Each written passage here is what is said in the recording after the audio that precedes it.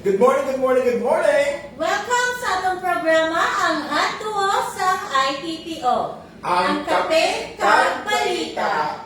Ari kami subong sa inyong atubangan o panumbalik after sa pinakang adlaw na very busy with ang Iloilo Police Provincial Office. Kami ang inyong mga maambong na Iloilo Cops, Police Senior Master Sergeant Francis Collider Jr. And Police Lieutenant Maria Feomite. Ari kita sa adlaw nga Wednesday, Miyerkules, Mayo 20 sa 2021. Yes. So, amon magdadalo sa inyong liwat ang mga updates and accomplishments ng inyong mga Ilonggo Cops. Yes, una sa tanan, we would like to remind ang ating mga Ilonggong pumuloy ng Ilonggo nga ang Iloilo City may ara kita patuman so good and gabi nga modified, not modified. Yeah, modified lang, no? Yeah. Modified enhanced community quarantine, which means subong ang Iloilo City may ara ka pulo nga border controls sa tanan nga kapasulod sa Iloilo City. Yes. Ang travels na allowed subong nga magkata sa city, mga essential travels lang. Dito kami yung essential travels related sa inyong trabaho. Meaning na trabaho ka, open ang inyong establishment o kon sa mga medical needs lang, kung makakabulong or maka-check up ka sa hospital. Yeah, so nag-start na siya kagabi, 11:59 p.m.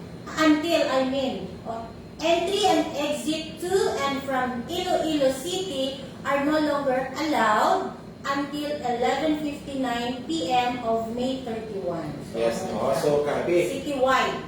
I think we have to support ang Iloilo City government regarding sa sining move because of the increasing number of COVID positive sa Iloilo City man. Kasi sa tanan natin ng mga tumalanaw, mga Ilonggos dahil sa province ng Iloilo, please limit or avoid anay magkanto sa syudad kung hindi man lang importante ang inyong mga transaction dito. Especially kung sa lang importante, kung hindi allowed sa sining guidelines sa Iloilo City government, hindi alay kami magkanto dito. No? Kung mag-grocery man lang ang inyong tuyo, hindi allowed. Because there are also access sa grocery stores sa inyong respective na mga municipalidad. So, hindi anay mawala ang grocery dito. Again, work-related lang, if open. Yes. Di ka magkatang pa sa syudad with the reason nga ma-obra ka. Pero ang ibugan dito yung obrahan is spa, parlors, bawal. Because close ang spa, close ang mga parlors. No? So, kinahanglan nimo is to check kung bala ang imong dala mo sa ID to make it sure na makaagi ka mo or makapass ka mo sa mga border controls naging patuman sa city. Yes. So, amon pagdadalo sa inyo, ining salient points lang sa Executive Order number 45. Para we know nga iba nakita na ini sa Facebook, nabatian na ini sa radyo. So, part sa atong programa, diri amon na ipabot sa inyo. Especially, nakita man ng mga Ilonggo Cops all over, diri sa province ng Iloilo, affected man. So, dapat maging makita, obedient makita to follow this executive order. In fact, nagpadala kita tumang sa augmentation ng mga personnel sa Iloilo City para magbantay sa sining ating mga border controls.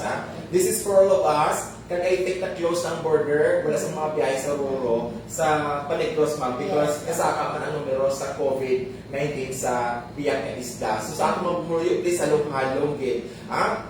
Matuod ang COVID. Basta nga, dapat mga magapati nga wala sa COVID. COVID is real. So dapat kita natin maghalong because na mahal sa hospitalization, nagsubong isa sometimes maka-afford ka pa maka-hospital pero wala ka sa almost close na or nagagaling city ng Digad na wala na available ng mga space sa hospital na because fully occupied na. Yes. So, amoy na. So, amoy dili pagabasahan sa inyo kung ano ining ila. Dili may apat. Dili sila nga gina-highlight. Dili una, ang full on-site capacity. So, ano yung ginatawag natin nga full on-site capacity? Una, public and private hospital. These are establishments or institutions nga pwede sila yung full force. No? Ang tawag nila sa mga public and private hospitals, more of emergencies man, mga essentials and private construction projects, pwede sila yung full sa ilang mga tao. Yes. May tawag na full of site capacity. Next, health, emergency, and frontline services. Kagini mga agriculture, forestry, and fishery industries or nakabugya sa sining mga products, then pwede sila ka full force sa ilang mga employees. Yes. Next is ang essential and priority construction construction projects. Yes, of course, ang manufacturing and related to food and essential goods. Next is the manufacturers of construction and maintenance works. Ang mga food preparation establishments like mga bakery, pwede sila 100% sa ilang employees pwede ka-report. Yes, ang public and private financial services providers. So, mga banks. Mga banks, mga lending institutions pwede kayo. Kaya public transport providers and operators, pwede pa sila yaka full on-site capacity. Pero sa ikalwa, ang 50% na on-site capacity ang mga media establishments and total permanent staff complement. So media establishments, kapag na 50% are allowed for them to report to duty. Yes, kag 30% ang on-site capacity. Sa mga PPOs, sa mga call centers, Yes. 30% na ang allowed na pwede ka-duty. But again, ma'am, yung mga PPOs sa atin, may mga ano sila may mga work from home mga scheme, so pwede kayo. Pero sa ilan na site mismo, On-site mismo, 30% na. establishment nila mismo. Then, ang ikaapat ay na-highlight din ang on-site skeletal workforce. Yes, madami din pero mga skeletal, meaning these are establishment, hindi Yeah. essentials. No? We Yeah. will not, hindi naman pag Isa-isa isa po. country. Pero again, ini mga non-essential sa mga institutions or companies, on skeletal ang ina-recommend sa ila na workforce. Yes. Kag-ari ang pinaka-importante, temporaryo anay nga pag-close sining Iloilo City Esplanades, Playgrounds. playgrounds, and courts in all public plazas. Yes, so ganun na dapat ma'am, actually, makita na natin nga ang mga plaza sa city, magabay na lang yun. No? Yes, kag syempre ang mass gatherings are strictly prohibited unless religious gatherings only for a maximum of 10%. 10% lang ang seating capacity. Ma'am, actually, yung mass gathering ng prohibitions, not only in the city, even Yes. the province of Iloilo, ining atong mga recreational parks, ining atong mga resorts, bawal pala mag-operate no, sa atong mga beach resorts dira, sa atong mga inland resorts, palihog, no? In the call of our Governor Arthur Defensor Jr. nga i-bawal anay ang operations sa sining mga resorts, no? Kag grante nga, yun natin na considering, nga initially na allowed na mag-operate, no? Sa atong mga pumuloyo, I think it's your personal call to stop, no, or to prevent from going to these places where there are the possibility of mass gathering. Kaya ining na-notice ang ating mga Interagency Task Force ngayon yung pagsagak sa mga COVID-19 is the result sa mga gathering, ining fiestas, ining birthdays, and despite sa mga reminders, padayon na yung gina-violate, no? Underground ka muna nag-gather sa mga panimalay to celebrate their fiestas and other celebrations. Hindi ng kasal. Sa tayo nagpapakasal subong, tayo na nagkabay lang yung gasto, nagkabay lang yung bisita. Please don't gather several ninongs, ninangs, or sponsors and entourage. No? Make it simple ang wedding ninyo. Yes, oo. Kung na-observe ninyo, pabalik-balik lang gid ang atong reminder sa atong mga pamuluyo, pero habang ganit sa atong pinalanga kabago nga Chief PNP, hindi kami magkataka sa pag-remind sa inyo permi, kaya muli ang atong kinandan. Yes. Okay? Kapoy Please, na trabaho sa police, ma'am, because aside from COVID-19, sigsigi pa kato niya mga anti-criminality kag anti-terrorism campaign. In fact, sa atong mga tumalanaw, dali sa kapikag balita, sa Subo na Simana, may birada Simana ang Iloilo province, no? Not only province, I think. It's the whole region 6. yes. May birada Simana. Simultaneous na Region 6. Minito ko birada Simana, grabe ang tutok sa atong kapulisan sa pagpanakop sa mga wanted persons, sa pagpatuman sa atong anti-illegal drug campaign, anti-gambling campaign, at ang yung pag-collect or pag-account natin sa mga loose firearms, din sa Biloga province sa Iloilo. Hindi na nag-umpisa sa May Lunes. 24. May 24 Lunes. Kaya as of the moment, we already have 58 Yes. na mga wanted persons nga na arrest. Kay other wanted. Ang other wanted is 54, apat ka most wanted ang aresto sa atong kapulisan. So, number of operation nila, mako mo 55. No? 51 ka number of operations. 51. And Plus then 4. So, 55. 58 ang resulta. Congratulations kayo, initially sa ating mga police stations nila. Of course, una nila ang Liganes PNP nga nakatakop kay sinang isa ka-wanted person sa Salakman nga this is not billable act because the offense is related to parricide, no? So, lalakpan si Remy Bayas, 22 anyos, soltero, kang residente sa Barangay Napitasan, Liganes, Iloilo. Parricide ang kaso, no bail recommended. Congratulations, legal SPNP. Yes. Kag syempre not only that, nga focus kita din sa iya kabila na semana, may-ari na kita nga nadakpan sining violation sa Provincial Ordinance EO 2020-225 ining wala aware sa face mask. Na so pila gid ni sila duol 11 gid ni sila ka persona nadakpan dito sa Sara NPS. So congratulations sa Sara NPS personnel naton. Sa aton Ahoy PNP, congratulations man sa pagkadakop ninyo kay Dennis Jocos, 43 anyos, nga residente sa Barangay Pagto, Biasok, Ahoy Iloilo, sa kaso mga falsification of public documents. Congratulations sa Ahoy PNP. Yes, at pagkasundan nila sa instansya NPS, yung may arak sila nadakpan dito, pila ka persona tatlo gid kay ini balang pag-violar man sa EO 163 kay ini sila naginampang kaya mag-volleyball na ba mo na lang. So ini sila magapangatubang sa kaso nga pag-violar ni sa Article 151 of RPC kag PD 1602 amended by Republic Act 9287. Ang Article 151 siya, nag-disobey sa persons in authority or agents of person in authority. Yes. So, Article 151 of the Revised Penal Code. Yes. Congratulations man sa Santa Barbara sa pagkadakop nila sa isa ka wanted person nga sa lack ng great oral defamation, no? Sa pagpangunahan, of course, ni Police Major Raymond Siloso kag ni Police Lieutenant Aileen Tactic. Congratulations sa Santa Barbara MPS. Yes, kapag kasundali na sa tigbawan ng MPS, nga may arat na sila nadakpan nga 5 ka persona ining improper wearing of face mask naman. So congratulations sa padayon ninyo dira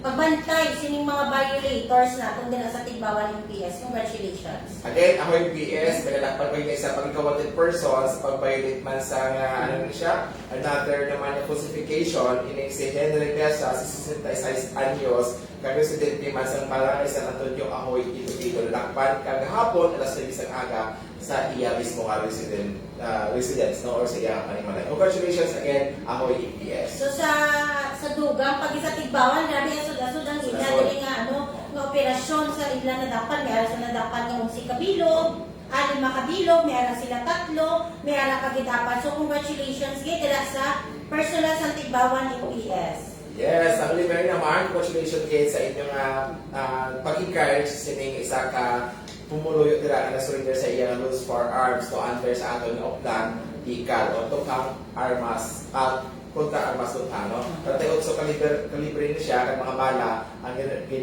turn over sa aton libre MPS. Kag sa kapatuan naman, another wanted person na nadakpan dira kahapon nga may rekomenda ng bail na 36,000 pesos. Ini naman siya tungkol sa attempted homicide. Ini si Peregrino Hilado, 46 anyos, soltero pa, kag residente sa Barangay Ilocon, Montinola, Kabatuan, Iloilo. Sa ato ni PS, sa Kabatuan PS, congratulations sa inyong pag-deliver sa Yes. result. Sa bahay naman sa Dumagas MPS, may ara sila nadakpan nga wanted person sa sala nga sexual assault. Yeah. So may ari ni siya nga bail recommended nga 180,000. Congratulations sa Dumagas MPS. Congratulations again sa Tigbawan ng PS kag sa San Dionisio naman ng PS. So sa Tigbawan, nalapanilay sa kawanted person sa sala na estafa, tukaw sa estafa. Kag sa San Dionisio naman, nakadakop sila sa isa kawanted person sa kaso ng grave threat. Congratulations Tigbawan and San Dionisio MPS. So sa dugang naman nga balita, diri sa Sara MPS, ang ila padayon gihapon nga pagpanakop sining no face mask na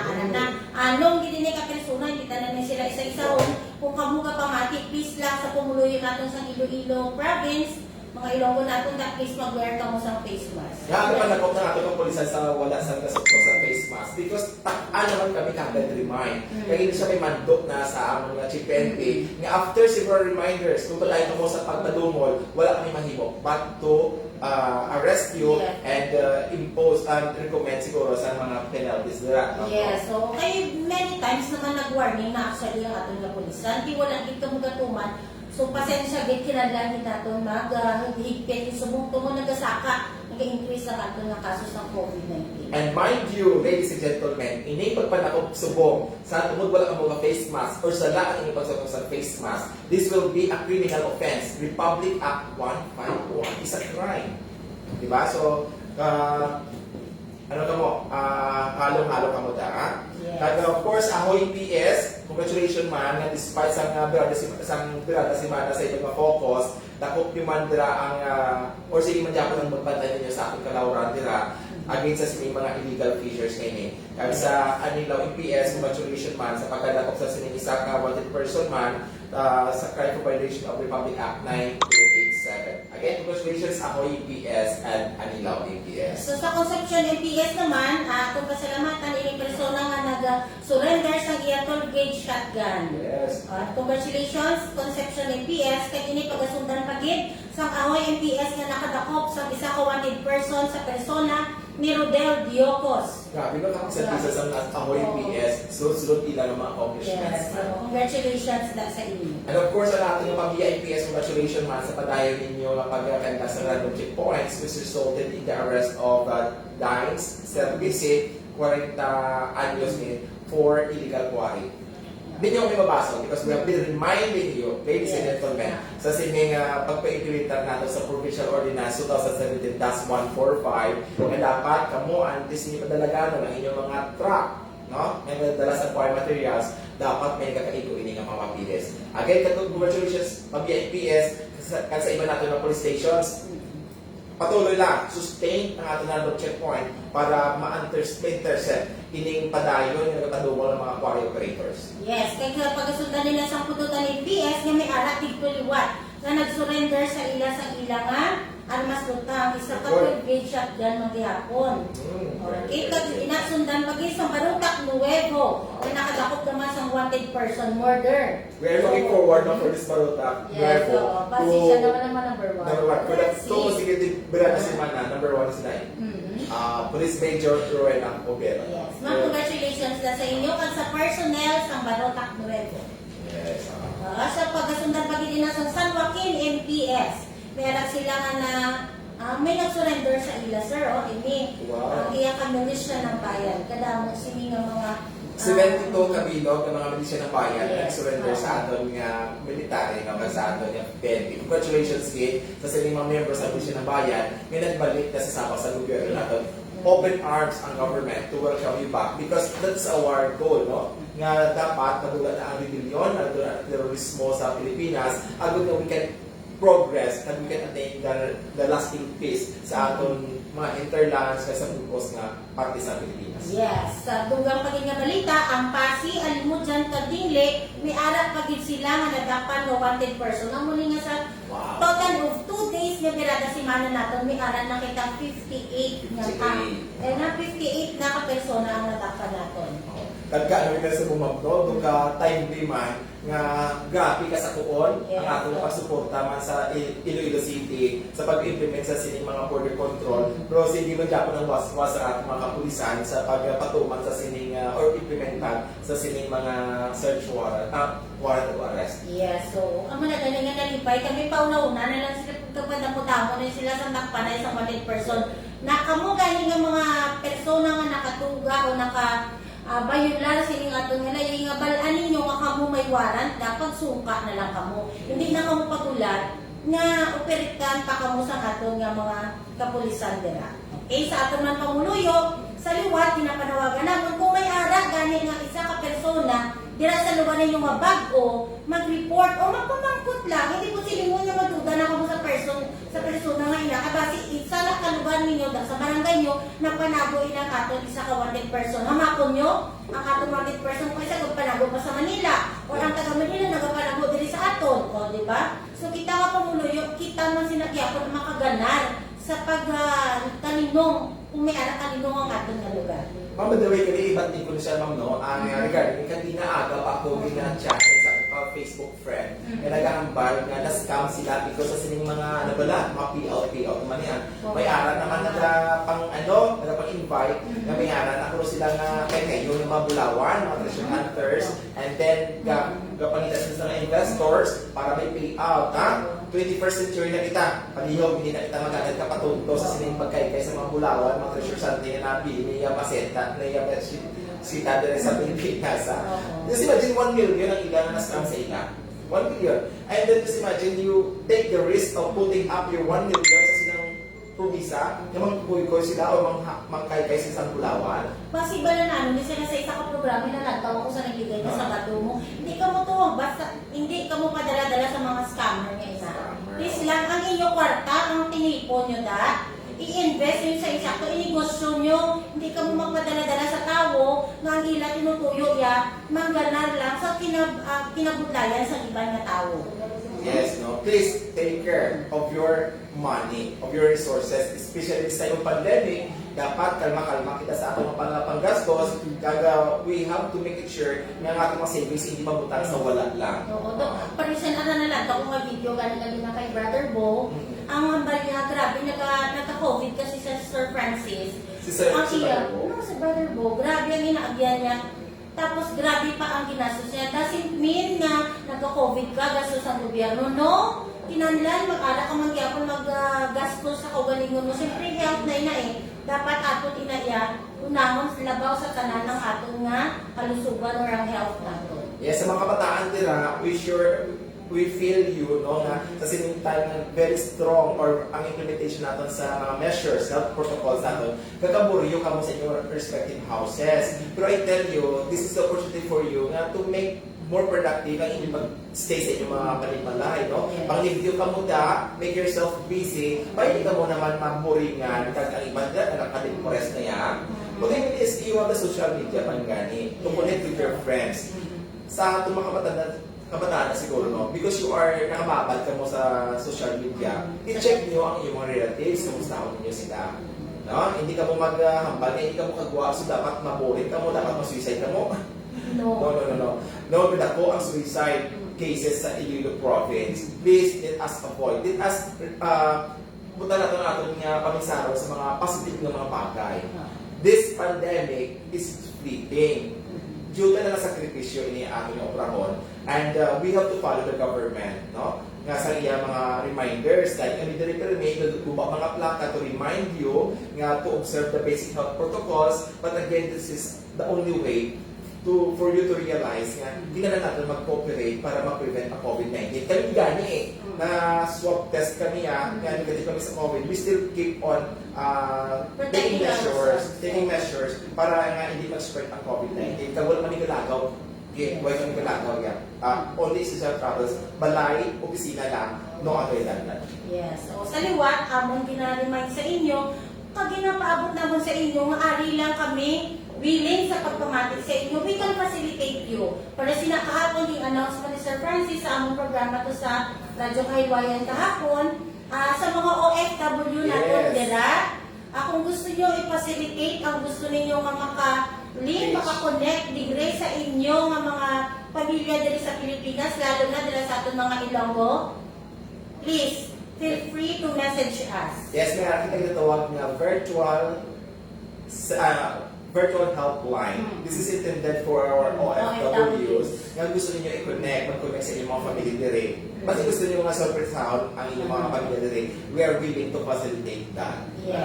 Hindi siya programa na sa ating provincial director, ni Police Colonel Gilbert Guerrero, na mabuligan ang mga OFW, especially hindi pa sila nagpulis sa ma'am, tungkol sa pandemic man. So, sa susunod siguro kami sila, basta gusto niyo, bisitahan mo sila, we will take videos with them to check if they're okay. Then we will do that. With the help of 43 ka mga police stations sa Bicol na probinsya sa Iloilo. At syempre, pwede man sa atong mga lokal. Pero sa lang kagabi, sir, kagabi may nabasa ako dito sa aton nga private message nga may nagpamako dito from Aklan naman siya. Nga may anak siya gusto ireklamo diri sa aton sa isa ka munisipyo diri. So ako to, gingay natin siya nga mag-report lang siya dito. Kag amo sini ang obraw niya. Please, sa inyo direct gusto niyo ipaabot, kung gusto niyo lang magpabulig sa amon, we can facilitate, we can assess you, okay? Yes. Ang mga functions hindi ka makakit ka pa niya mangkot with sa inyong mga kaino, dira o lang mga know-how sa mga bagay. When it comes to inyong mga laws, inyong mga processes regarding sa ma-enforce sa inyong inamataro, I think we are also equipped to help you on that. No? So please, don't hesitate to send your queries sa amon nga messenger account. May hotline numbers. If you check our Facebook, may mga hotline numbers nila. Kahit willing kami na magsuporta sa inyo. At sa ating mga tumalanaw, no? Before tayo magtapos sa mga programa, kapag balita, we would like to acknowledge ang suporta sa aton nga mga tumalanaw diri. Si Tatay Joe Tutanes dira sa Oton, of course, sa Pudan Cholos Boys, ang ginapangunahan ni Chris Tutanes, no? At si Mama Susan, belated happy birthday. Kagas, of course, akon mga bayaw, kaya hindi sila sa Zaraga na nag-celebrate na sa birthday na nabigay niya alaw, no? Oo, hindi ko maano ako monitor. Pero syempre, wala namon nga ara, gidira no, si classmate. Si classmate Kerante. Kerante. At syempre, dili si Rose Blaser. Good morning, ma'am and sir. Kakamiss ang inyong programa. Well, thank you so much, ma'am.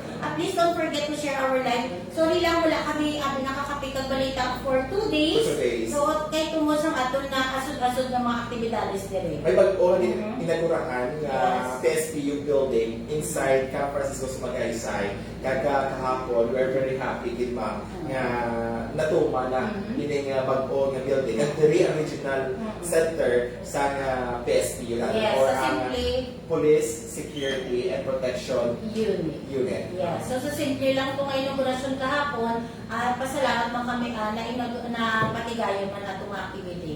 So syempre si Luciano Abilar, kag si Ayan kumpanya sa Wow. leader ng Santiago's Boys.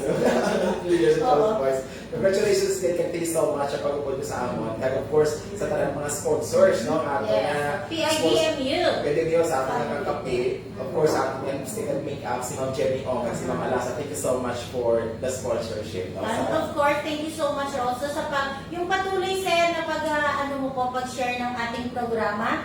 Si Police Brigadier General Harris Pama. Sir, thank you so much po. And of course, also sa pinaka-pogi daw siya dyan sa PIDMU ng Abra Police Lieutenant J. Joseph Pitas. Good morning po. And of course, thank you so much man sa ating mga technical staff Yes. sa IPPO News team. No? Yes. We will transfer the national because ang members sa Iloilo News team, of course, Ma'am Pingping, will be reporting for the RKKA. Rectangle Action agad no, sa national headquarters. And look forward for that future stories, mga significant accomplishments ng IPPO na i-share natin nationwide or worldwide. Yes. So, and of course, sa mga gusto maging Rectang Connect patrollers, pwede dyan, especially ang ating mga kabataan nila. Langga, pag ka mo message ka mo sa amon, we can facilitate yung pag manamian din yung atong programa, ang atong chiefs ang PCR natin, kung may mga kabataan kita nga gusto maging reporter dira or maging patroller, dira. Okay? Sa mga ito, ang mga natipon naman yung balita at informasyon sa amon yung pag-monitor sa Bilog Probinsya, San Iloilo. So, sa liwat, nalipay din kami sa inyong padayon na suporta din sa atong programa sa atong mga Ilonggo Cats. This is the new big hit of Police Regional Offices, ang hotduo sa IPPO, ang Kape Kap Balita. Sa liwat kami ang inyong mga maambong ng Ilonggo Caps, Police Senior Master Sergeant Francisco Lider Jr. Kagako naman si Police Lieutenant Maria Payongiten. Inyo, Mas Saligan! God bless Iloilo, God bless Philippines!